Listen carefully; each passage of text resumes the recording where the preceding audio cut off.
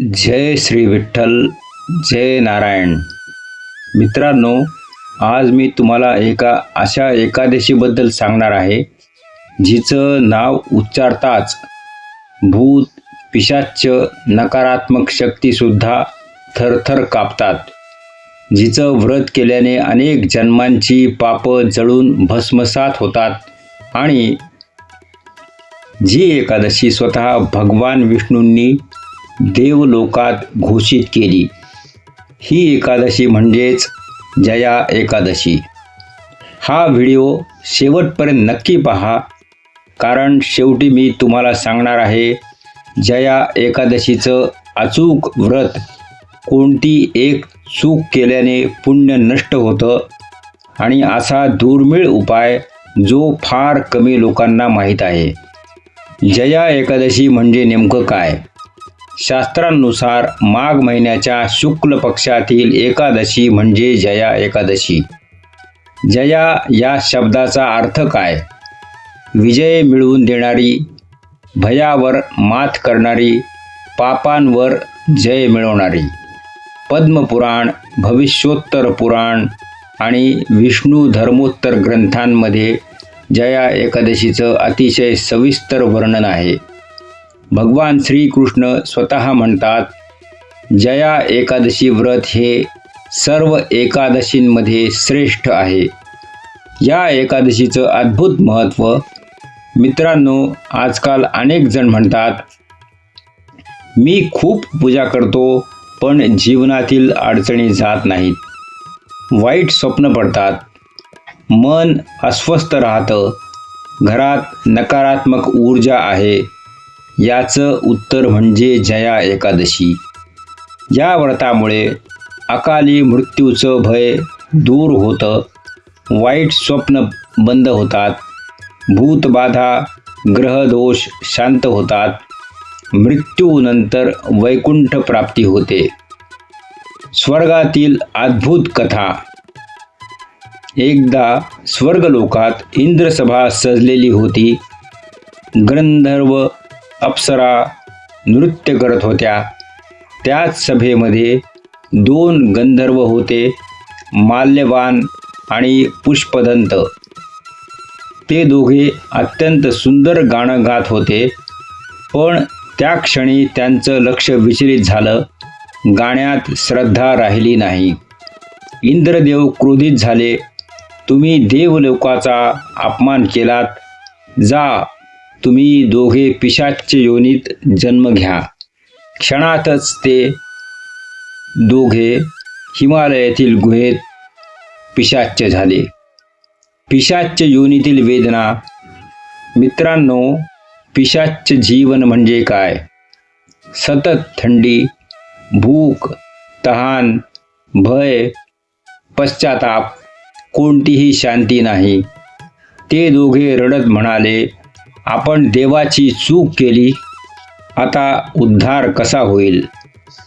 चमत्कारिक एकादशीचा दिवस. योगायोगाने माघ शुक्ल एकादशी उजाडली. त्या दिवशी अन्न मिळालं नाही, पाणीही मिळालं नाही, झोप लागली नाही, पण उपवास आपोआप घडला. दिव्य परिवर्तन. दुसऱ्या दिवशी सकाळी आकाशातून दिव्य पुष्पवृष्टी, स्वर्गदूत प्रकट झाले. तुमचं जया एकादशी व्रत पूर्ण झालं आहे.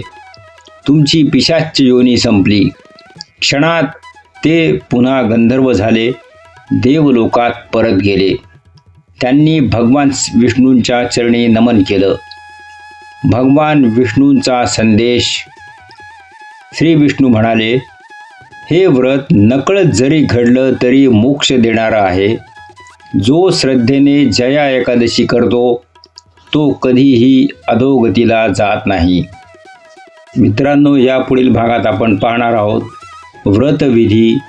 काय करावे, काय करू नये, स्त्री पुरुष विद्यार्थी मार्गदर्शन.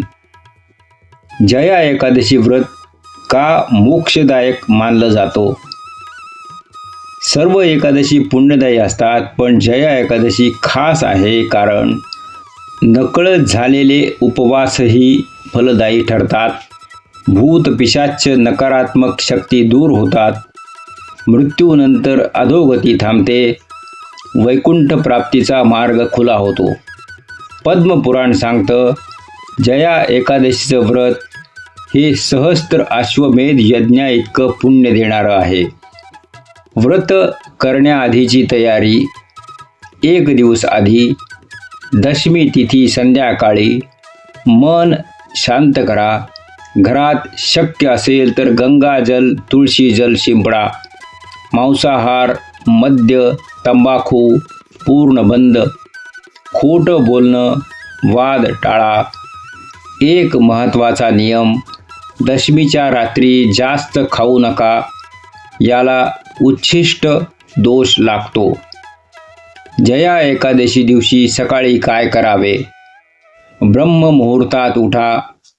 सकाळी 4:30 ते 5:30.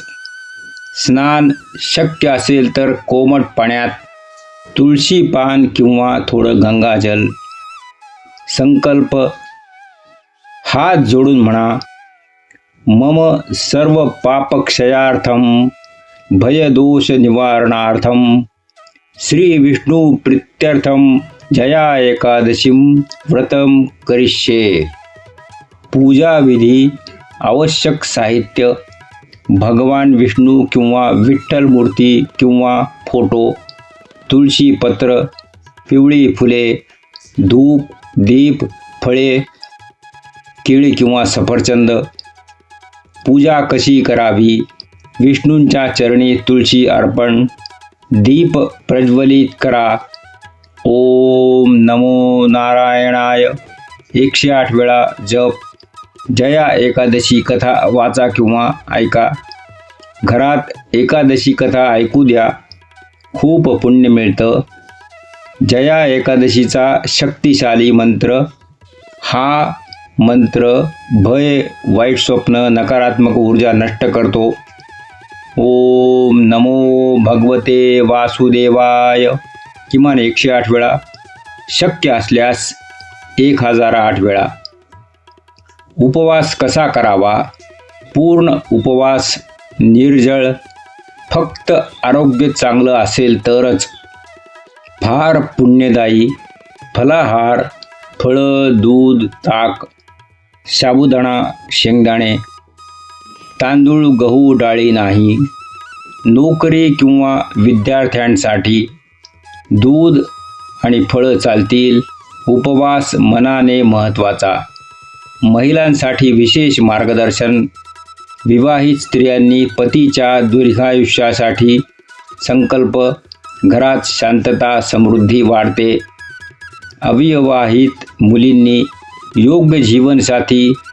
मनातील भीती दूर होते.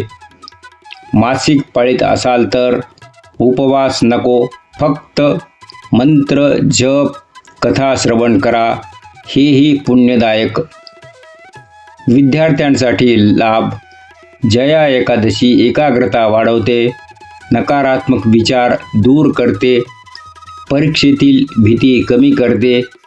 विद्यार्थ्यांनी फक्त ओम नमो नारायणाय 108 वेळा जप करावा. काय करू नये? खूप महत्त्वाचं. खोटं बोलणं, कोणाबद्दल वाईट बोलणं, झोपणं, तुळशी तोडणं, तांदूळ खाणं. ही चूक 90% लोक करतात. एकादशीला तांदूळ खाल्ले तर व्रत निष्फळ होतं. द्वादशी पारणं, उपवास सोडणे. दुसऱ्या दिवशी द्वादशी, सूर्योदयानंतर योग्य वेळेत आधी विष्णू स्मरण, तुळशी जल किंवा दूध, मग हलका आहार. जया एकादशीचं अद्भुत परिणाम. वाईट स्वप्न बंद, घरातील क्लेश कमी, अचानक आलेले अडथळे दूर, मृत्यूनंतर सद्गती. जया एकादशीचा दुर्मिळ उपाय 99% लोकांना माहीत नाही. मित्रांनो, पद्मपुराण आणि विष्णू पुराणमध्ये सांगितलेला हा उपाय फार क्वचित ऐकायला मिळतो. जया एकादशीच्या रात्री संध्याकाळी 7 ते 10च्या दरम्यान. उपाय कसा करावा? एक तांब्याचं भांडं घ्या, त्यात स्वच्छ पाणी भरा, एक तुळशीचं पान टाका. भांडं भगवान विष्णूंच्या फोटोसमोर ठेवा. खालील मंत्र 11 वेळा म्हणा. ओम नमो भगवते वासुदेवाय भयनाशाय नमः. दुसऱ्या दिवशी ते पाणी घरात शिंपडा किंवा थोडंसं तीर्थ म्हणून घ्या. हा उपाय केल्याने अचानक भीती वाटणं बंद होतं, वाईट स्वप्नांचा प्रभाव कमी होतो, घरातील नकारात्मक ऊर्जा दूर होते. जया एकादशीला ही एक वस्तू दान करा. पिवळ्या रंगाची वस्तू फार महत्त्वाची. पिवळी डाळ, हळद, पिवळं कापड, केळी. शास्त्र सांगतं जया एकादशीला पिवळं दान केल्याने विष्णू कृपा तात्काळ प्राप्त होते. भय नष्ट करणारी छोटी पण शक्तिशाली कृती. रात्री तुपाचा दिवा लावा. तो दिवा विष्णू किंवा विठ्ठलासमोर ठेवा आणि फक्त म्हणा, हे नारायणा माझं संरक्षण कर. काहीही मागू नका, फक्त शरणागती. जीवन बदलणारा विष्णूंचा संदेश. भगवान विष्णू म्हणतात, जो जया एकादशीला माझं स्मरण करतो तो कधीही भयग्रस्त होत नाही. जर हा व्हिडिओ तुमच्या मनाला स्पर्श करत असेल तर लाईक करा, शेअर करा आणि भक्ती सुगंधला सबस्क्राईब करा. कारण इथे भक्ती आहे, श्रद्धा आहे आणि नारायणाची कृपा आहे. जय श्री विठ्ठल, जय नारायण.